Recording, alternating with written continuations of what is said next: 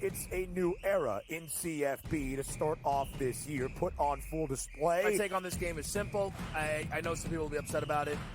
Good riddance to the Pac-12. Can you do it in terms of a week to week to week?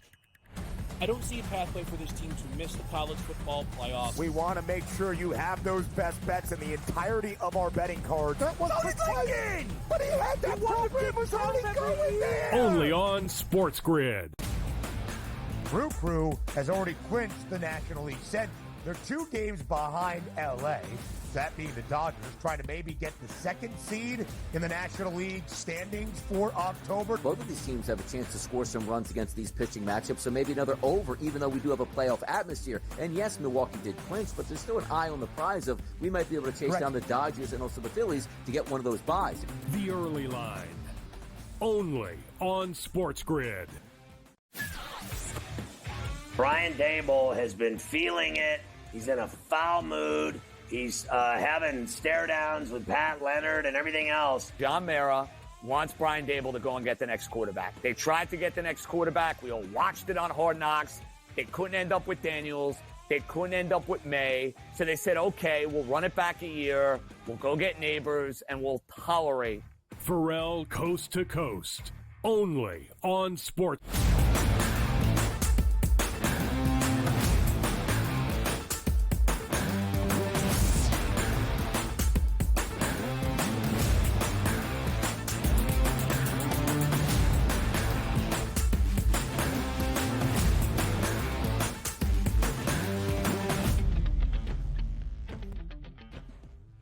Live right here on the early line. Welcome to hour number 2 on this Thursday all across the SportsGrid network. He is Donnie right side. I am Ben Stevens. We start hour 2 with a breakdown of Thursday night football that kicks off week number 4 of this NFL season. Some WNBA playoff reaction, and we'll get into some college football with the mouth in the South. Mark Zinno later on in this second hour with a monumental game on Saturday night under the lights in Tuscaloosa. It's number 4 Alabama and number 2 Georgia. DRS, all of that in this second hour. 2 more hours to go up until 11 a.m. Eastern. Gosh, we love football season, and we love the SEC because that's a game that we are certainly going to be squared up on. And you know what the best part about that game has been? If we roll it back 2, 3, 4 years at this point, oh no, the loser of this game is done. They can't go to the playoff. They can't win a national championship game. False. The loser of this game can still show up and exact revenge on their opponent here. Don't we love this? Look at last year's SEC championship game, right? If you had that go the same direction, those 2 teams both would have still gone to the playoff here, and rightfully so, as 2 of the best teams in the nation. I love this season because you are going to sit down Saturday night, watch a great football game, and say, you know what? Boy, I would love to see both of these teams get in the playoffs, which a couple years ago wouldn't have happened. Now it's a reality. Thank you for the 12-team playoff so we can enjoy the regular season and the postseason with the best football teams. And listen, the idea that this game would not be elimination for one of the teams that falls in defeat, and thus it does not actually matter. Go watch the crowd at Bryant-Denny on Saturday night and tell me it doesn't matter or it doesn't feel significant in that atmosphere at Alabama. Anyway, let's go around what we're seeing here in week number 4 of this NFL regular season. Dallas now a 5.5-point favorite on the road in MetLife against the Giants, total 45.5. DRS, I said this right before we got to the end of our opening hour. This is the 19th consecutive game for New York as the underdog. Week 2 last year was the last time they were booked as the favorite. They did win that game 31-28. I think even covering as less than a field goal favorite. The Cowboys now laying 5.5 on the road. The Giants have not been a great franchise as of late, and the Giants are just 1-2. But the Giants actually have been a pretty decent cover team in all of those games as an underdog. 19 of the last 20 since the start of last year, now about to be 20 of the last 21. And again, an underdog in 19 consecutive games starting tonight. 9-9-1 against the spread as the underdog, including that outright victory in Cleveland in week number 3. The Cowboys only win outright as an underdog against the Browns on the road in the land week number 1. What do you make of this game with a 5.5-point spread on a short week? Yeah, it's interesting because usually my thought process always goes to, Ben, the home team on a Thursday night has a major advantage. The home team in this game is the New York Giants, who played competent football the past 2 weeks. And also, you take a look at that spread at 5.5. So theoretically, 23-20 game, Dallas gets their win, the Giants cover. But also, sometimes you're just looking at this game and saying to myself, as I already brought up, one quarterback is really bad. I don't care that Daniel Jones threw 2 touchdown passes last week. Hallelujah, my goodness, it's amazing. He can actually do that. The one thing we do know is this game is going to feature 2 really good wide receivers. CeeDee Lamb of the Dallas Cowboys, Malik Neighbors for the New York Giants. Yeah. But this game is only going to feature one really good quarterback, and that's regular season Dak Prescott, who can put up numbers, where you're hoping Daniel Jones can just run a competent offense for the New York Giants. You know what else we know we have? Both of these teams don't really have a dominant running game, just to say the least. I like Devin Singletary as a running back, but in that offense, just okay. Not nearly as hitting as what Saquon Barkley is doing with the Philadelphia Eagles. That would have been nice to have the Giants for tonight with Saquon Barkley in the back, but they don't have him. Rico Dowdle on the other side. You know, you take a look at some of the other guys who are bringing in. Deuce, come on now at this point. You have an aging running back over there in Zeke. That doesn't work for me. So I do think we might get some aerial shots here tonight from those 2 wide receivers, but just breaking it down. Coming into the season, we didn't think the Giants had much of a chance in the NFC East. We thought the Dallas Cowboys could challenge the Philadelphia Eagles as the 2 top teams in there. Washington, we'll get to it at a later time. They look pretty good as well. But just for my money, I just like what I'm hearing out of Dallas, where the pressure is really ratcheting up on the season, because if you drop to 1-3, your season is quickly slipping away. And it looks like Dallas is having some accountability, Ben, right, on the offense. CeeDee Lamb, get in front of that mic. Hey, I got my money. I'm supposed to perform. I can't be dropping passes and fumbling in the red zone here. That's not what it's about. I'll get that corrected. And Dak Prescott basically calling out the entire offense, including their head coach, as being unprofessional and unprepared for a football game as big as that last game was against the Baltimore Ravens. I think they tidy up tonight. I think they're the more athletic team with better talent, and they win this game. Am I loving betting the road team on a Thursday? No, I'm not. But that's the direction I'm going with. I think the prop bets are a little bit better shots tonight, but that's the angle I look at tonight. Dallas should be shoring things up enough to beat the New York Giants.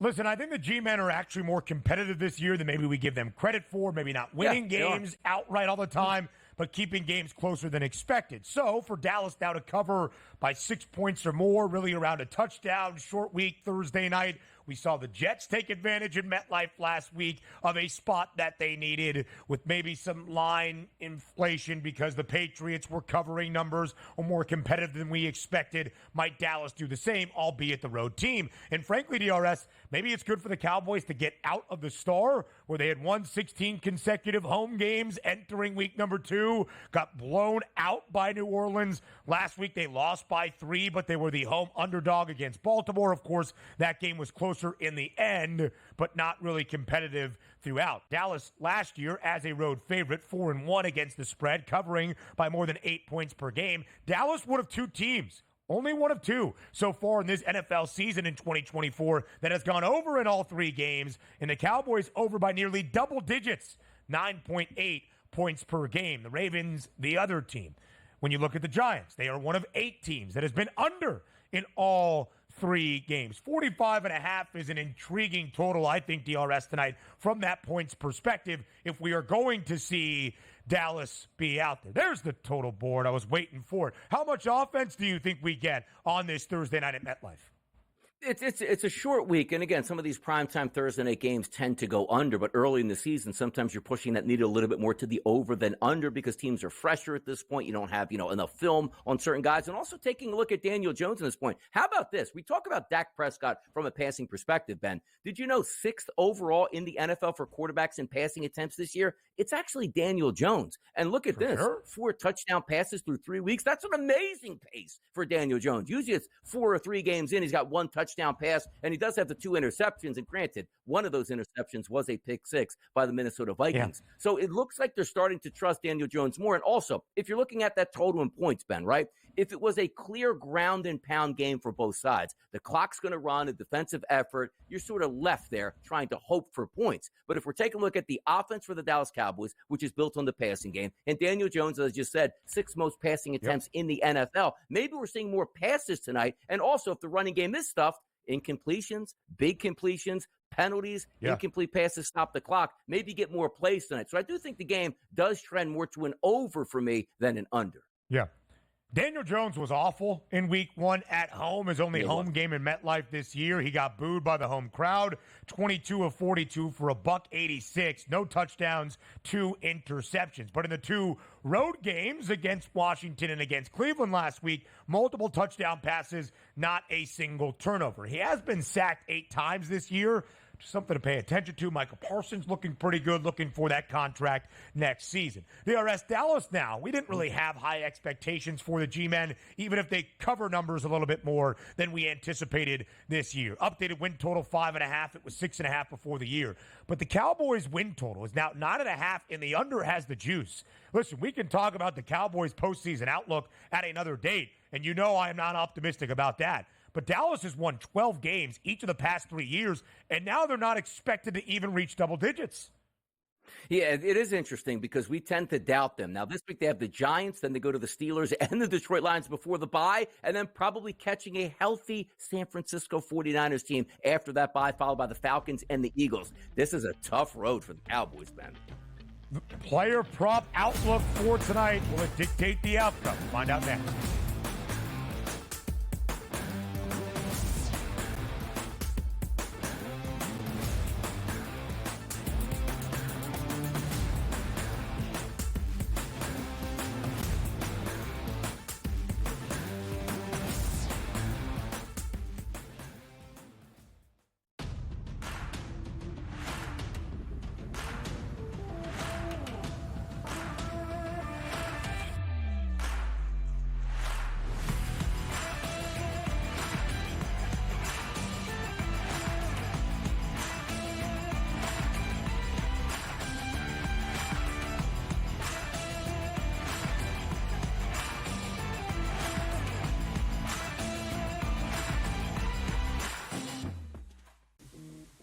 Right here with you on Pro Football Today on SportsGrid. Odds in motion, trying to see what lines have moved throughout the week. Never felt more comfortable in this set than I do for this year. I am ready. I'm just getting angry. The hot takes are going to be here all long, people.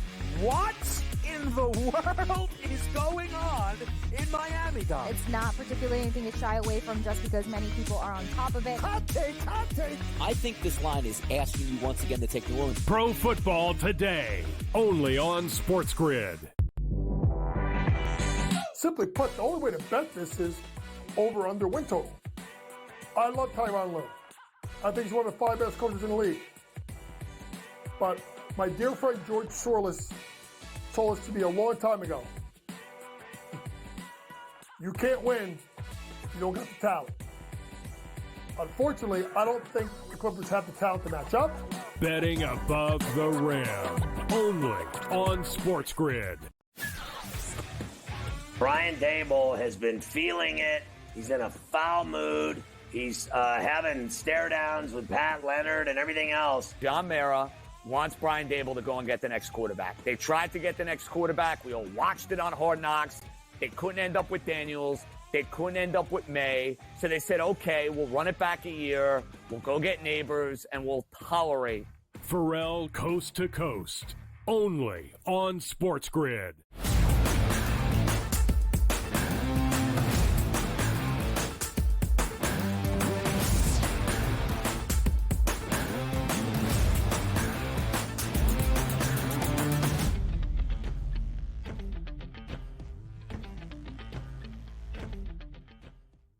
The props for Thursday Night Football to kick off week number 4. Donnie, I agree with you. I think more than the side or maybe even the total tonight, there are some good prop looks on this Thursday. Now, Dak Prescott leads the National Football League in passing yards this year. He had 379 and 2 touchdowns against the Ravens. Was 28 of 51. He had 293 and a touchdown, albeit 2 interceptions in week 2 against the Saints. He's got more than 850 so far this season. But the reason he leads the league is a little bit skewed. It's because the Cowboys have been playing from such a deficit the last 2 weeks at home at the Store. We just talked about Daniel Jones, 199 and a hook.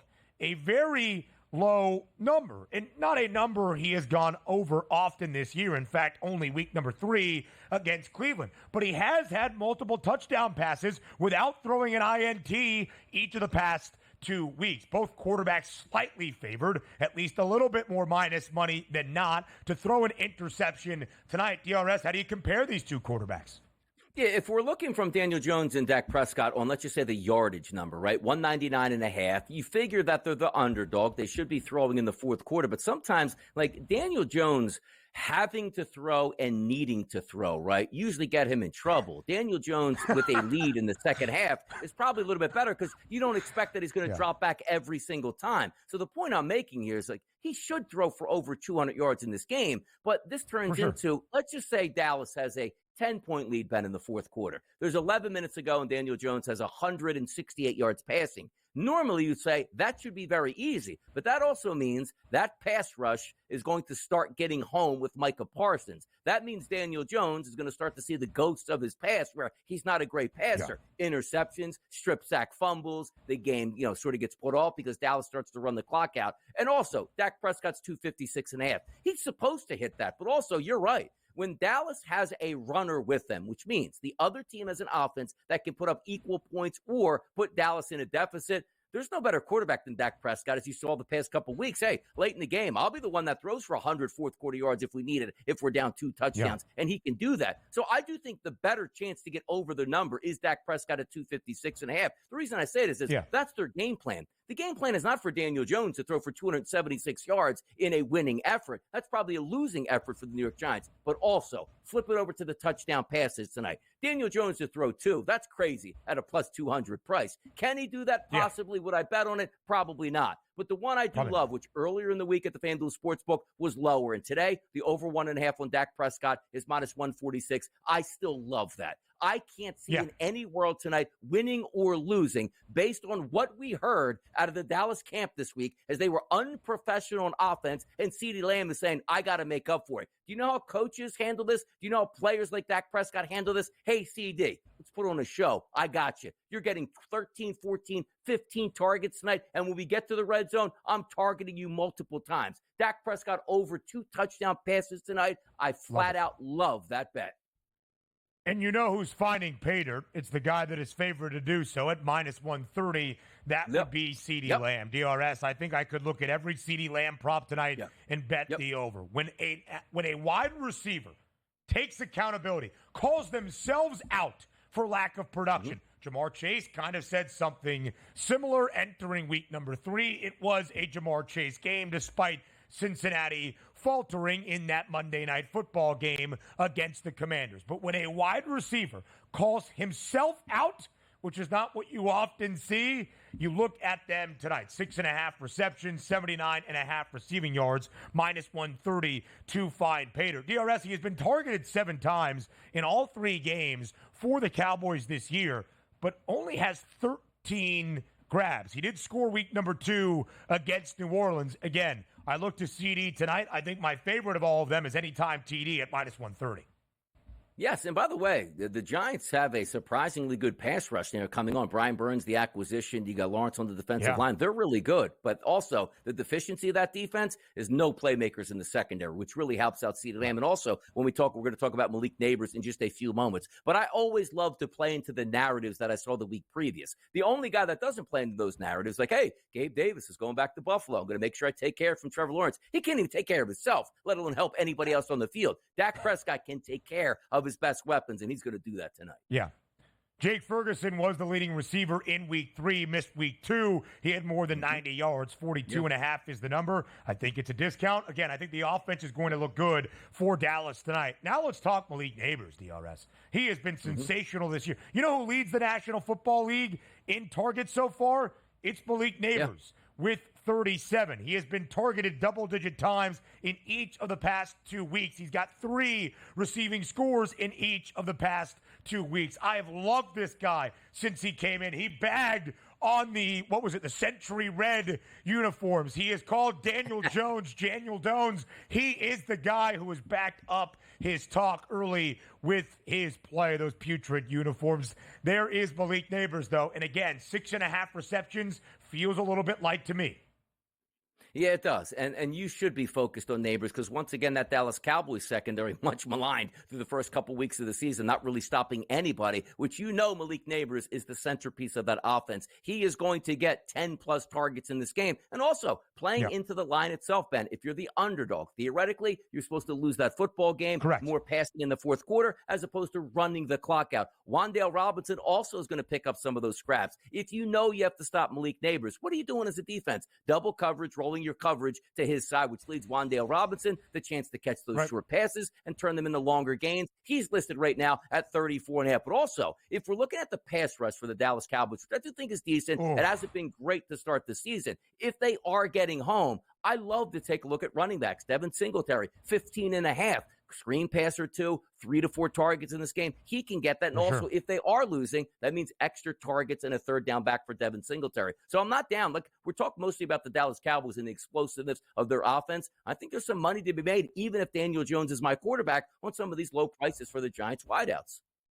And look at the ground numbers for the Cowboys. Rico Dowdle has the highest rushing yards prop at 38.5. That is an issue for the Cowboys. We expect the offense to be better, but it has not been good for Dallas. Third worst rushing offense in the NFL to start this year, less than 74 yards per game. WNBA playoffs, a doubleheader last night. Next.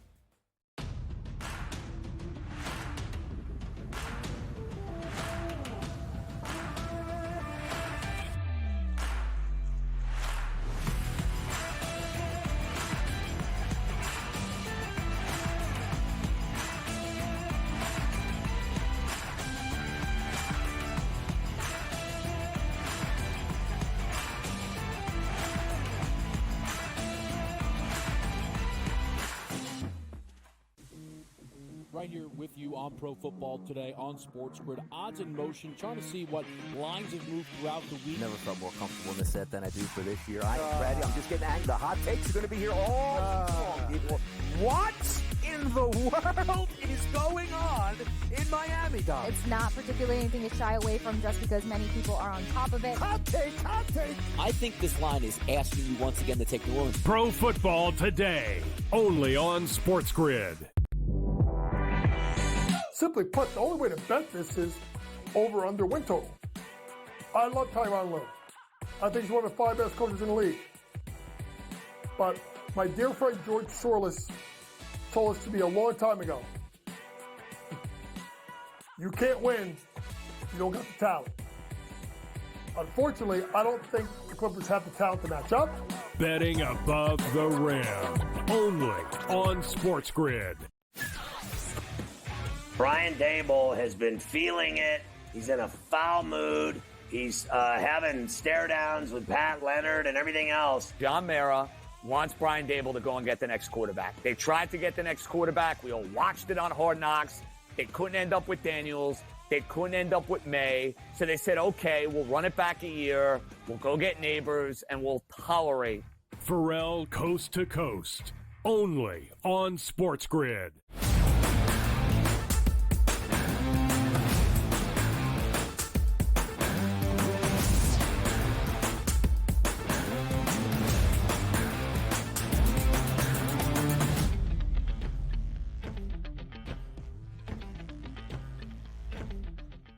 A doubleheader of WNBA playoff action, and now all 4 of our opening round sets have come to a close in a sweep. Only 2 games out of a best-of-3 series. Let's start in Connecticut. The Sun hosting the Fever. In fact, DRS, of the quadruple header we saw to start the WNBA playoffs on Sunday, Connecticut had the largest margin of victory, absolutely blowing out Indiana 96-69. Only a 6.5-point spread, though, for game number 2. And late in the game, it was Indiana with a lead in the fourth quarter before the Sun rally. They win, they sweep. They're on to round 2 and the semifinals with an 87-81 win. 6.5-point spread, so the Fever do cover. Connecticut back into the semifinals for a second consecutive year.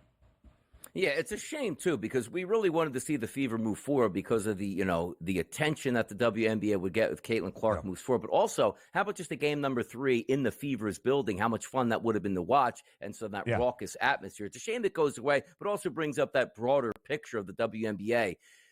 You had all the eyeballs, and you do in the summer. Like Major League Baseball is there, but obviously that's a long sport here, and there's not really a crescendo that you have. The fact that we have the WNBA in the playoffs in the month of September, just kind of tough because the eyeballs for me, I actually would have seen when one of these games are on, like, you know what? If it's on, I'm going to check it. Now it doesn't really hit the radar at this point. It's a shame because it's probably the best WNBA season that we've ever seen because of the ratings are up and all the excitement around it. And there's still really good ball clubs left in it. But I know as well, upper management for the WNBA itself was like, hey, that's great. The Sun are a good team. They should be moving on. But at the same time, boy, it would have been nice to squeeze at least one more game out of Caitlin Clark and the Fever. And if they advance, boy, you could really push that through. Not going to happen. The better team won, and we sort of expected that. And the TV ratings are going to be huge this year. As we have seen, DRS, in these opening round sets, the higher seed, the better team in the regular season, won in only 2 games. Alyssa Thomas does everything for the Sun,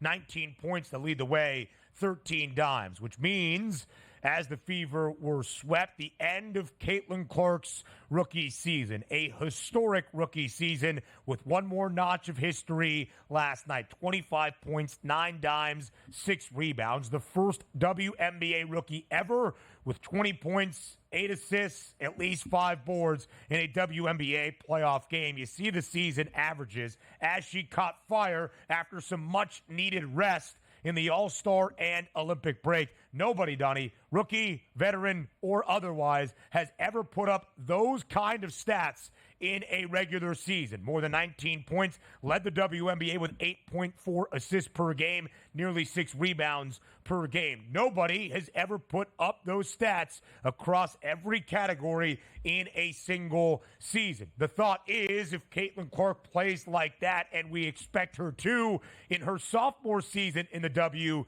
she will be in the MVP race. She finished 4th in the voting in a rookie year.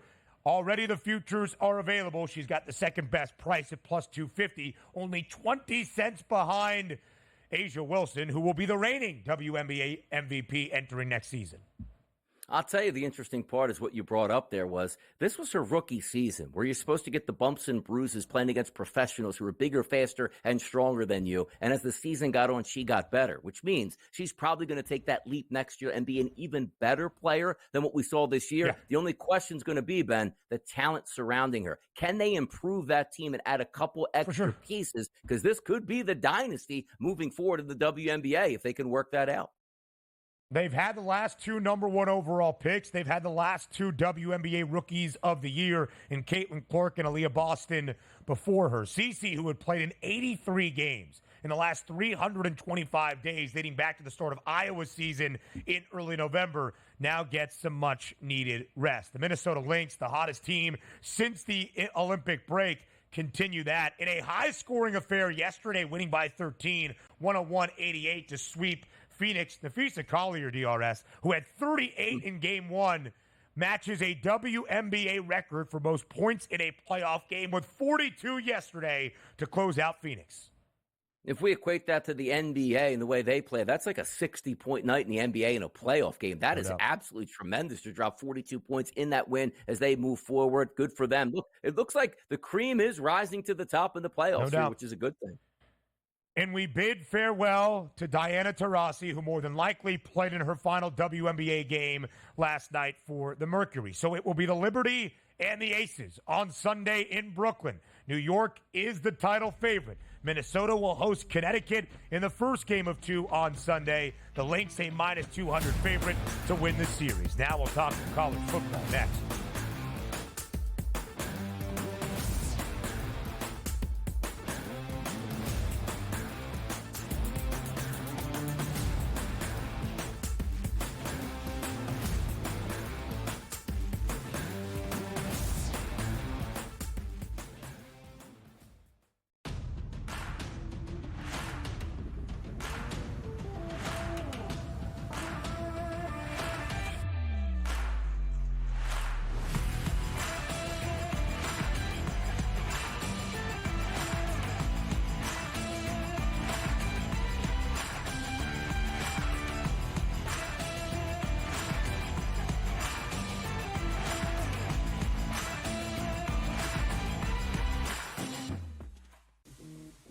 right here with you on Pro Football Today on SportsGrid. Odds in motion, trying to see what lines have moved throughout the week. Never felt more comfortable in this set than I do for this year. Brady, I'm just getting angry. The hot takes are going to be here all season long. What in the world is going on in Miami, Donnie? It's not particularly anything to shy away from just because many people are on top of it. Hot take, hot take. I think this line is asking you once again to take New Orleans. Pro Football Today, only on SportsGrid. Simply put, the only way to bet this is over under win total. I love Tyronn Lue. I think he's one of the 5 best coaches in the league. But my dear friend George Sorless told us to me a long time ago, you can't win if you don't got the talent. Unfortunately, I don't think the Clippers have the talent to match up. Betting above the rim, only on SportsGrid. Brian Dable has been feeling it. He's in a foul mood. He's having stare downs with Pat Leonard and everything else. John Mara wants Brian Dable to go and get the next quarterback. They tried to get the next quarterback. We all watched it on Hard Knocks. They couldn't end up with Daniels. They couldn't end up with May. So they said, okay, we'll run it back a year. We'll go get Neighbors, and we'll tolerate. Pharrell Coast to Coast, only on SportsGrid.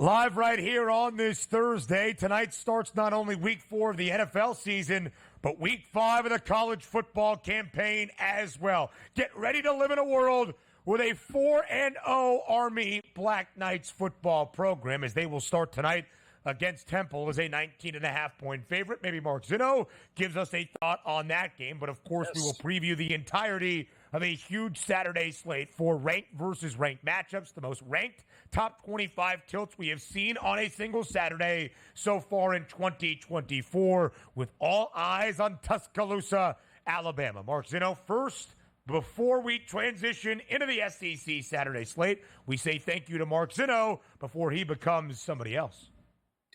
Gentlemen, great to be with you. Huge college Saturday. And, of course, as you mentioned, my Black Knights trying to become 4-0 against the Temple Owls this evening. Maybe a ranked Army football program? We shall see. But, Zinno, outside of your Army Black Knights and the Cadets, let's get ready for an SEC Saturday. Mark Zinno is now the mouth in the South, and here are his SEC picks.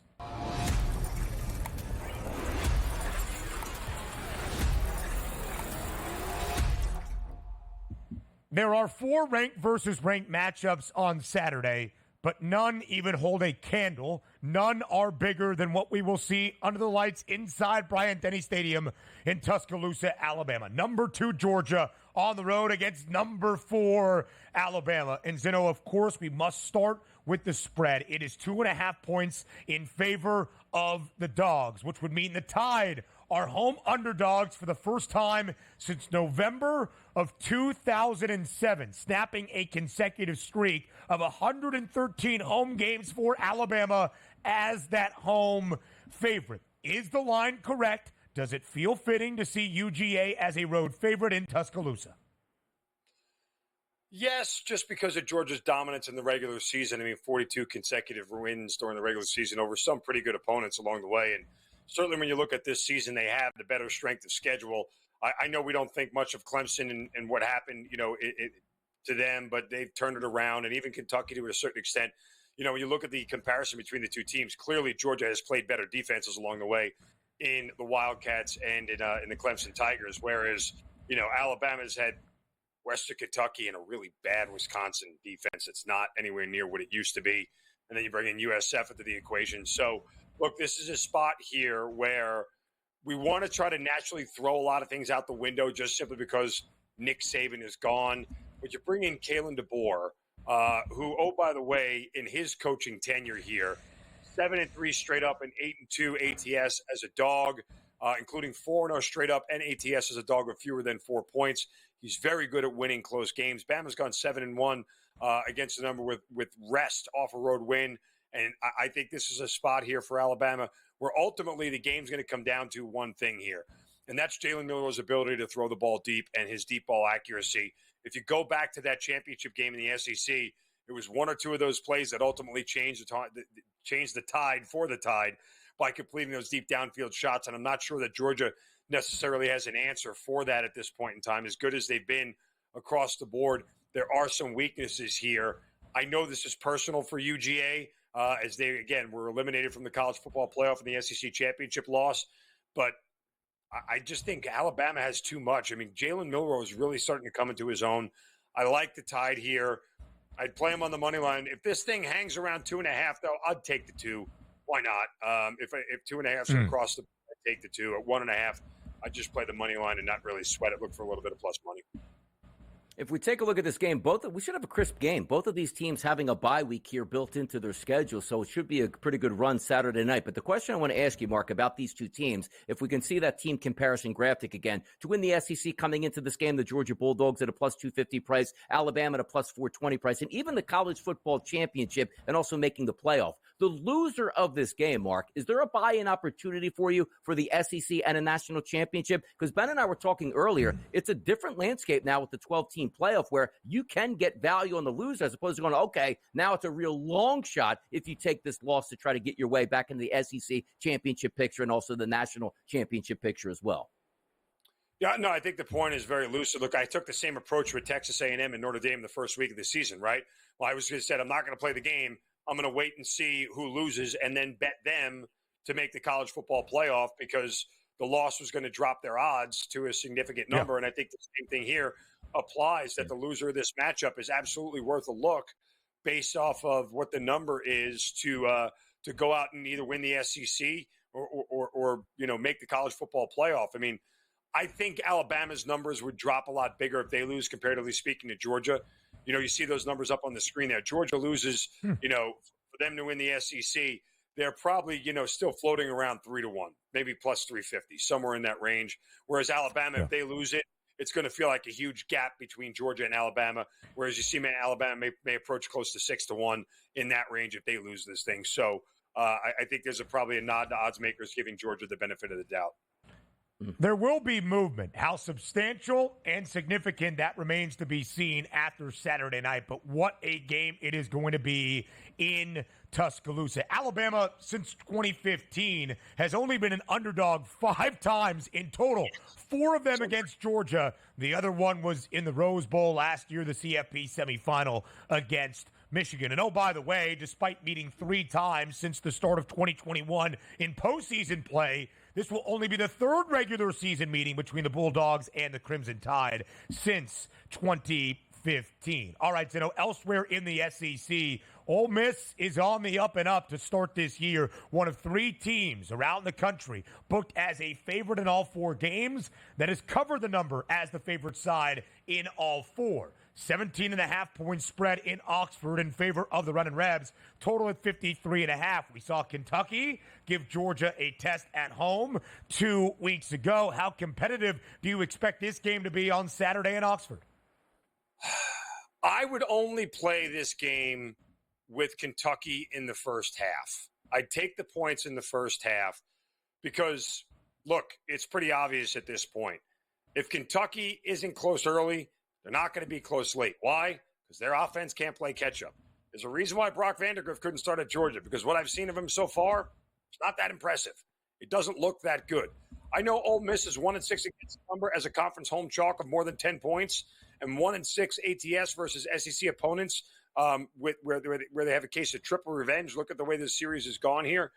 Kentucky head coach Mark Stoops has been an excellent dog coach, 17-5 against the number, with a 500 or greater record against an undefeated foe, including 11-0 ATS against an opponent who has a straight-up an ATS win like Ole Miss did. So this is a really good spot for Kentucky. But, again, if their defense can't keep them in this game early, it's not going to happen late. My fear is that if somehow, Ole Miss gets 2 quick strikes and goes up 14-0, guess what? Kentucky's run game is out the window. Their game plan is out the window. They're going to be chasing the entire time, and you're giving a huge advantage to the Ole Miss defense because I don't think Brock Vandagriff is good enough to throw them back in the game at this point in time. So I would shorten my my stress, take Kentucky in the first half and just hope that they're leading by then and Kentucky doesn't pull away. I mean, Ole Miss doesn't pull away. Because I think there is a game script where Kentucky keep this within 7 within the first half, and then Ole Miss just pulls away late because there's just too much firepower. Zeno, some interesting other games in the SEC in Week 5. Texas, in its SEC debut, a 38.5-point favorite against Mississippi State. It's the largest spread for a conference game since 2022. LSU, points aplenty against South Alabama. Auburn and Oklahoma, who wants to win that game? A&M and Arkansas, 4.5-point spread. Of those remaining games, Zeno, what catches your attention most? Auburn might be worth a look as a home dog here as the quarterback change starting to settle in here. Oklahoma doesn't Jordan Harris like, and they may get a rude awakening when they find out. Yeah, it's going to be interesting. Michael Hawkins gets the start for OU. Jackson Arnold, after only 3.5 games, now rides the pine for OU. Elsewhere around college football for Week 5. Next.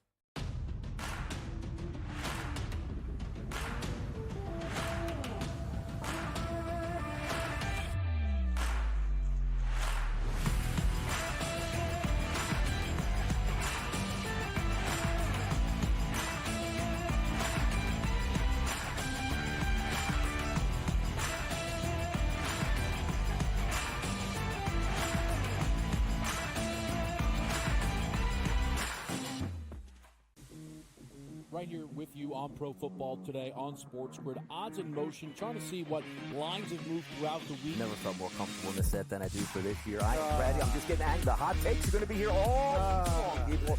What in the world is going on in Miami, Donnie? It's not particularly anything to shy away from just because many people are on top of it. Hot take, hot take. I think this line is asking you once again to take New Orleans. Pro Football Today, only on SportsGrid. Simply put, the only way to bet this is over under win total. I love Tyronn Lue. I think he's one of the 5 best coaches in the league. But my dear friend George Sorless told us to me a long time ago, you can't win if you don't got the talent. Unfortunately, I don't think the Clippers have the talent to match up. Betting above the rim, only on SportsGrid. Brian Dable has been feeling it. He's in a foul mood. He's having stare downs with Pat Leonard and everything else. John Mara wants Brian Dable to go and get the next quarterback. They tried to get the next quarterback. We all watched it on Hard Knocks. They couldn't end up with Daniels. They couldn't end up with May. So they said, okay, we'll run it back a year. We'll go get Neighbors, and we'll tolerate. Pharrell Coast to Coast, only on SportsGrid.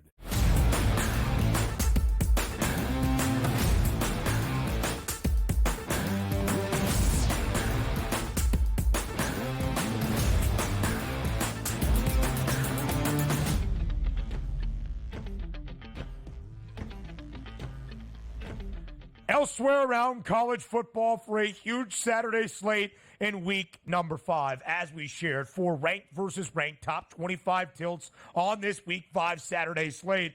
And Zinno, if Notre Dame wants to make the college football playoff, they need a victory over Louisville on Saturday in South Bend. 6.5-point spread in favor of the Irish. Number 15, Louisville. Number 16, Notre Dame. Total 45 and a hook. Now the Cards, off to a great start this year. Undefeated, 3-0. Big victory last week, covering as a double-digit favorite against Georgia Tech. Line actually closed at like 8.5, but still, Louisville gets a win.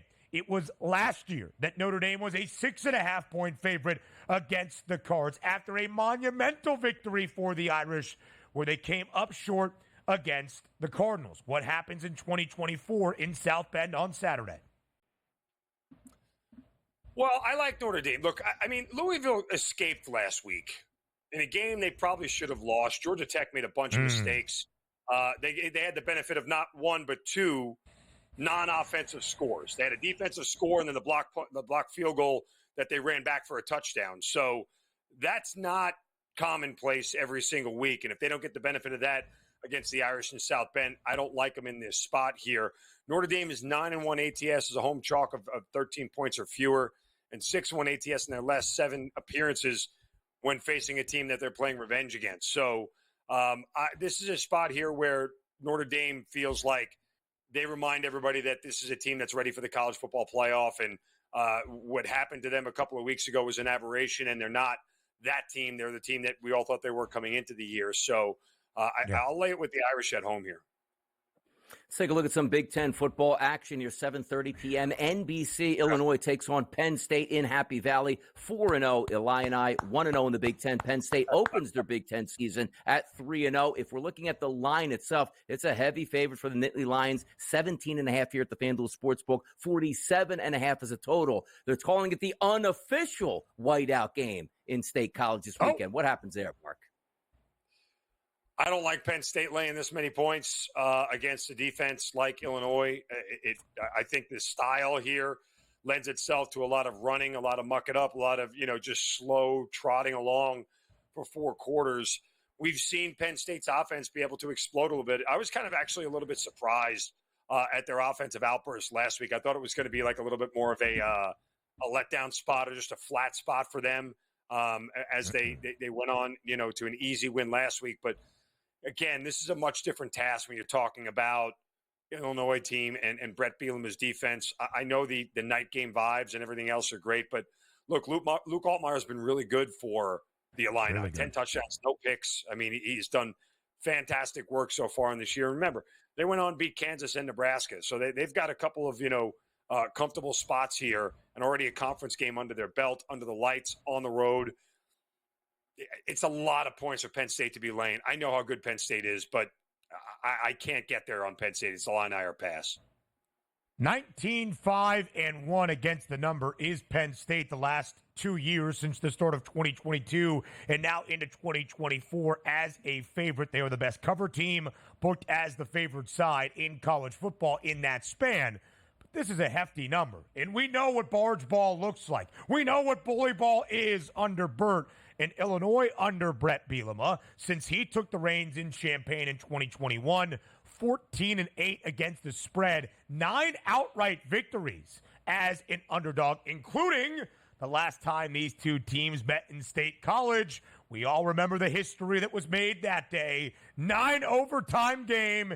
Illinois pulled off the upset over number 7 Penn State, 20-18, and in Big Ten fashion, even with 9 OTs, it stayed under. So that's 3 of the 4 ranked versus ranked top 25 matchups. Zinno, the other one does lose a little bit of luster after disappointing performances from both schools last week. K-State got absolutely housed on the road by by BYU. Oklahoma State, even without Cam Rising, lost at home to Utah. We head to the Little Apple on Saturday early in that noon Eastern window. K-State now ranked 23rd in the country. Oklahoma State now 20th. The Wildcats a 5.5-point favorite, total 54.5. Frankly, Zeno, if either of these two programs are going to remain in contention all season for a spot in the Big 12 championship game, this game is crucial. Who gets it done on Saturday?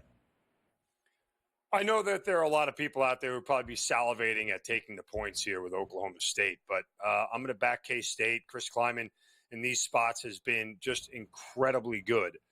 K-State 12-4-1 against the spread when coming off a double-digit against the spread loss, including 18-0 when K-State is a good team, meaning that they won 37% of their games or higher at that point in the season. So K-State 4-1 against the number with conference revenge, 4-1 as Big 12 favorites of less than a touchdown. This is a spot here where Chris Kleiman and the Wildcats get it done. They are just too good at home. I think Oklahoma State might be a little bit overrated. I think their start, again, probably should have had a loss on their schedule already. When you talk about that game to Arkansas, probably didn't deserve to win that game at all. And I think we viewed this Oklahoma State team through a different prism. This number might be bigger than a touchdown if they had lost that game to Arkansas like they should have in double OT. I know what happened to K-State last week, but guys, BYU at night in Provo. Now, 18-2 over the last 20 night games in Provo. You don't go into Provo at night and win. Nope, almost nobody does. So I'm willing to forgive them. The team that dismantled Arizona at home, I think, is more of who Kansas State is. Johnson will be just fine.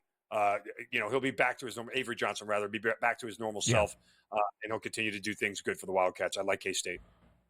All right, quickly here, Zinno, before you join us for our next segment, we focus on Thursday Night Football. Thursday Night Football in Philadelphia. Am I going crazy? On FanDuel right now, Army is laying 12.5. I'm pretty sure as we started this segment, it was a 19.5-point spread. Am I going crazy? Or did this line just move by a touchdown? Yeah, you're going crazy. It opened up 13.5. You're talking about Miami.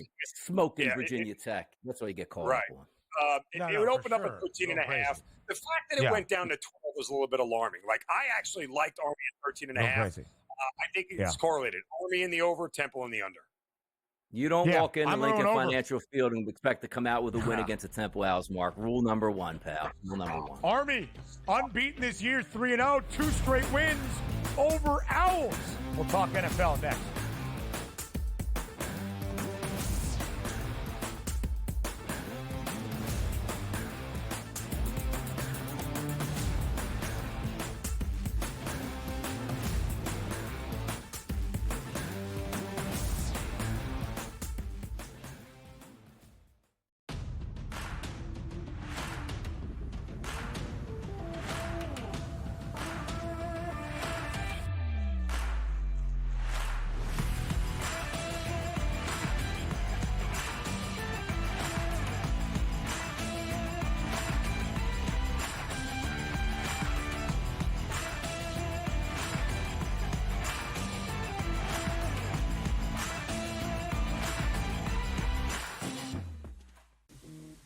Right here with you on Pro Football Today on SportsGrid. Odds in motion, trying to see what lines have moved throughout the week. Never felt more comfortable in this set than I do for this year. Brady, I'm just getting angry. The hot takes are going to be here all long, people. What in the world is going on in Miami, Dom? It's not particularly anything to shy away from just because many people are on top of it. Hot take. I think this line is asking you once again to take the Bruins. Pro Football Today, only on SportsGrid. Simply put, the only way to bet this is over under win total. I love Tyronn Lue. I think he's one of the 5 best coaches in the league. But my dear friend George Sorless told us to me a long time ago, you can't win if you don't got the talent. Unfortunately, I don't think the Clippers have the talent to match up. Betting above the rim, only on SportsGrid. Brian Dable has been feeling it. He's in a foul mood. He's having stare downs with Pat Leonard and everything else. John Mara wants Brian Dable to go and get the next quarterback. They tried to get the next quarterback. We all watched it on Hard Knocks. They couldn't end up with Daniels. They couldn't end up with May. So they said, okay, we'll run it back a year. We'll go get Neighbors, and we'll tolerate. Pharrell Coast to Coast, only on SportsGrid.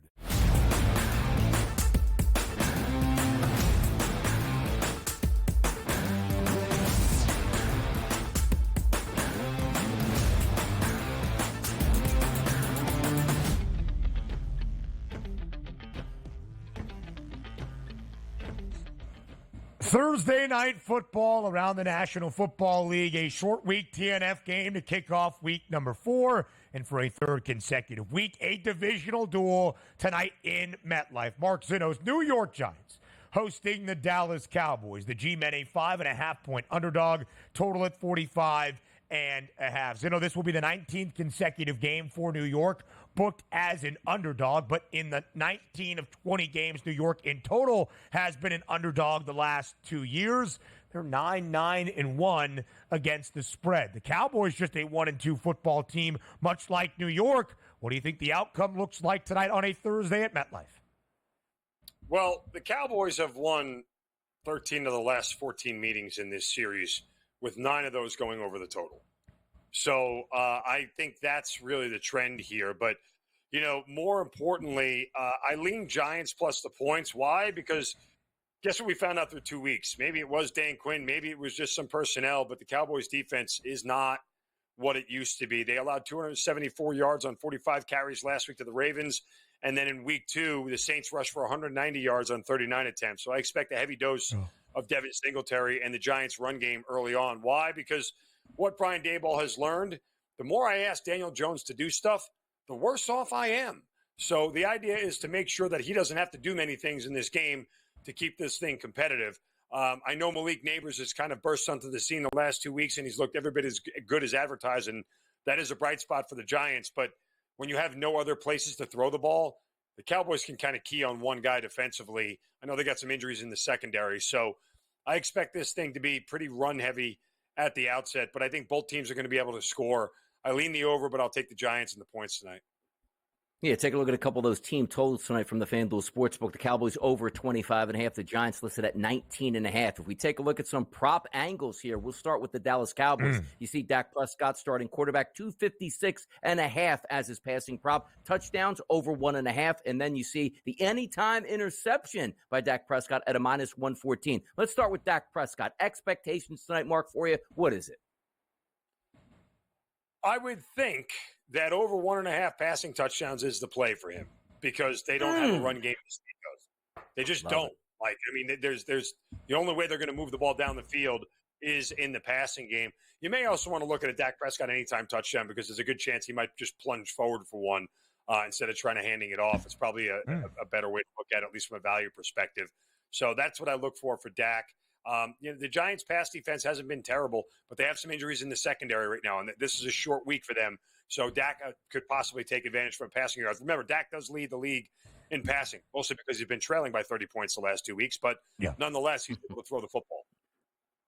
Daniel Jones, Mark, and the one win for New York so far this year, well over 199.5. In fact, in 2 consecutive weeks, multiple touchdown passes without turning the football over and throwing an interception. If the Giants are going to keep this game competitive tonight at home against the Cowboys, you mentioned Brian Daboll not asking Daniel Jones to do all that much, but what do the G-men need out of Daniel Jones to keep this game close? Again, that 0 in the turnover column is probably the most important thing. He's got to take care of the football. But again, another spot here where Daniel Jones over 1.5 touchdowns at plus money seems like the way to go, right? As much as I think it's going to be run heavy and Devin Singletary is going to be a big part of it, Daniel Jones, the plus money value is there for me. With Neighbors being basically unguardable to this point, obviously he's going to be looked to a lot. And Jones and him are starting to build that rapport that you want your quarterback and wide receiver to have. So, again, I think that it's all up to the Giants and Daniel Jones to be able to work themselves in the passing game. And, by the way, the Giants should never wear those ugly uniforms they wore on week 1 ever again. Don't put a graphic up with those. They're disgusting. Absolutely. And I don't know who came up with that idea. It's an absolute abortion of a uniform. It's just awful. Look at that. Banish those uniforms to the back. By the way, if we're talking about New York Giants in uniforms, what about the pinstripes? Well done. How about the pinstripes tonight? Baltimore, New York, Garrett Cole, Corbin Burns. The line is running with the New York Yankees right now. Will champagne corks be flying in the locker room tonight for the New York Yankees, Mark? Can I tell you the torture that is living inside of me over this whole thing? I have the Orioles over 90.5 wins for the season. And they are going to end right on 90. And instead of the Yankees just putting me out of misery in game 1 and clinching a thing, getting it over with, and making the Orioles quit so they only have 87 wins, the Orioles keep winning. So, I don't know what to root for tonight. I have no idea, but lo and behold, the Yankees are back to making me miserable once again. Because the O's have 88 wins right now. Theoretically, they could get to 90. They end the year on the road in Minnesota. Maybe. Mark Zinno, thank you so much. Hour 3 up next.